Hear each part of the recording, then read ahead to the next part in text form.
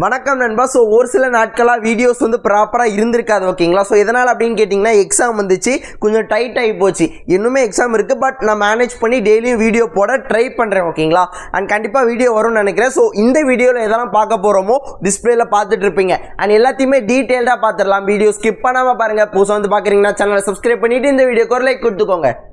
Video start பண்ணுறதுக்கு முன்னாடி காஷ்மீரில் நடந்த அட்டாக்கை பற்றி பார்க்கலாம். ஒரு 27 பேர்லேருந்து 28 பேர் வரைக்கும் இறந்துருக்காங்க அப்படிங்கிற மாதிரி கேள்விப்பட்டேன். ரொம்ப சோகமாக இருக்குது, ரொம்ப வருத்தமாக இருக்குது. ஒரு தீவிரவாதி வந்து பார்த்திங்கன்னா இந்தியா ஆக்கிரமிப்புக்குள்ளே இருக்க இடத்துக்கு உள்பகுதிக்குள்ளே வந்து நீ என்ன மதம்னு கேட்டு ஒரு 27 பேரை கொன்று போட்டு அதுலேயும் நிறைய பேருக்கு காயத்தை ஏற்படுத்தி பத்திரமா வெளியும் போயிருக்கான். அது வரைக்கும் நம்ம என்ன பண்ணிட்டு இருந்தோம்? இந்த கேள்வியை வந்து எல்லாருமே கேட்கணும். நம்ம கேட்டால் மட்டும்தான் இதுக்கான பதில் கிடைக்கும். ஸோ நீங்கள் தயவு செஞ்சு கேள்வி கேளுங்க.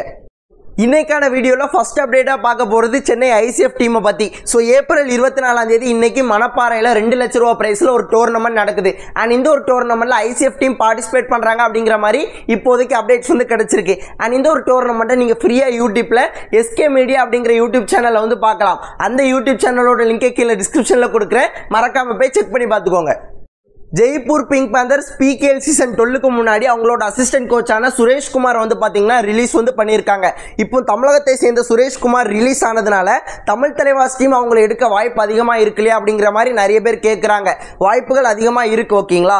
இதனால் அப்படின்னு கேட்டிங்கன்னா PKL சீசன் 11லையும் சஞ்சீவ் பலியான் கூட அசிஸ்டன்ட் கோச்சாக தான் ஜெய்ப்பூர் டீமில் இருந்தாங்க. கண்டிப்பாக இங்கே எடுத்தாங்க அப்படின்னா அந்த காம்பினேஷன் பயங்கரமாக இருக்கும், மிஸ் அண்டர்ஸ்டாண்டிங் பெருசாக இருக்காது ஓகேங்களா. அண்ட் அது மட்டும் இல்லாமல் யங் டேலண்ட்ஸை பயங்கரமாக ஸ்கவுட் பண்ணுவார் அப்படிங்கிற மாதிரி நான் நிறைய கேள்விப்பட்டிருக்கேன். ஸோ சுரேஷ்குமார் கண்டிப்பாக தேவைப்படுவார். அதெல்லாம் தாண்டி தமிழ் தலைவாஸ் டீமுக்கு ஒரு தமிழ் கோச் இருந்தால் ரொம்பவே நல்லாவே இருக்கும். ஏன்னா நிறைய தமிழ் பிளேயர்ஸ் தமிழ் தலைவாஸ் டீமில் இருப்பாங்கன்னு நினைக்கிறேன். அண்ட் அதன்படி அவங்க கூட கம்யூனிகேட் பண்ணுறதுக்காக இருக்கட்டும், நிறைய விஷயங்களுக்கு இவர் ரொம்ப யூஸ்ஃபுல்லாக இருப்பார். அவரோட தமிழ் தலைவாஸ் டீமுக்கும் வந்துட்டார் அப்படின்னா செம்ம ஹாப்பியாக இருக்கும்.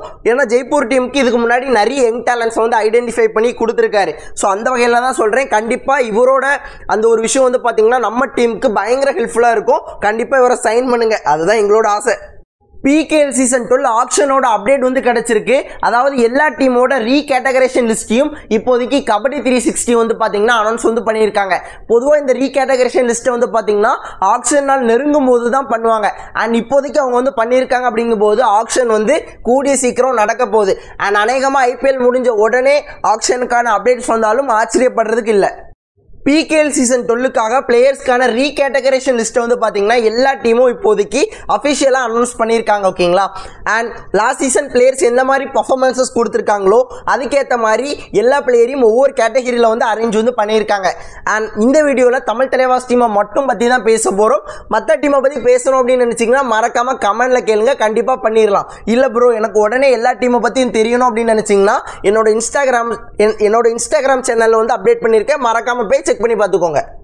தமிழ் தலைவாஸ் டீமை பொறுத்தளவு கேட்டகிரி ஏல எந்த ஒரு பிளேயரும் இல்லை. கேட்டகிரி பியில் வந்து பார்த்தீங்கன்னா மொயின் சஃபாகி, அமீர் ஹுசைன் பஸ்தாபி, சாஹில் உலியா, நிதிஷ்குமார், நரேந்தர் கண்டோலா, சச்சின் தன்வர் இவங்கெல்லாம் இருக்காங்க. அதை தாண்டி மற்ற எல்லா பிளேயர்ஸுமே கேட்டகிரி டியில் இருக்காங்க. டிஸ்பிளேல ஷோ பண்ணுறேன், க்ளீனாக பார்த்துக்கோங்க.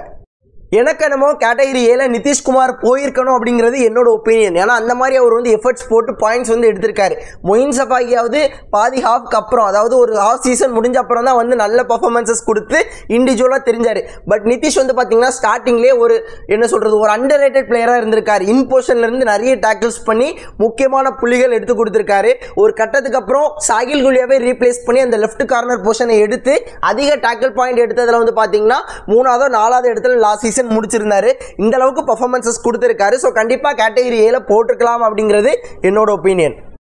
மேபி யங் பிளேயர் அப்படிங்கிறதுனால அவர் வந்து கேட்டகிரி பியில் போட்டிருக்கலாம். பட் கேட்டகிரி ஏக்கு ஒரு டிசர்வான பர்சன் அப்படிங்கிற மாதிரி எனக்கு தோணுது. ஸோ உங்களுக்கு என்ன தோணுது அப்படிங்கிறத மறக்காமல் கமெண்ட்டில் சொல்லுங்கள். அண்ட் இந்த ஒரு ரீகேட்டகரேஷன் லிஸ்ட்டில் ஏதாவது மாற்றணும்னு நினச்சிங்கன்னா நீங்கள் என்ன மாற்றுவீங்க அப்படிங்கிறதையும் மறக்காமல் கமெண்ட்டில் சொல்லுங்கள். அண்ட் வீடியோவில் வந்து நண்பா, ஸோ இவ்வளோ நேரம் வீடியோ ஸ்கிப் பண்ணாமல் பார்த்தவங்க எல்லாருக்குமே நன்றி. இதே போல நல்ல வீடியோவில் நாளைக்கு பார்க்குறது இருக்கும். டாட்டா பாய், see you நண்பா.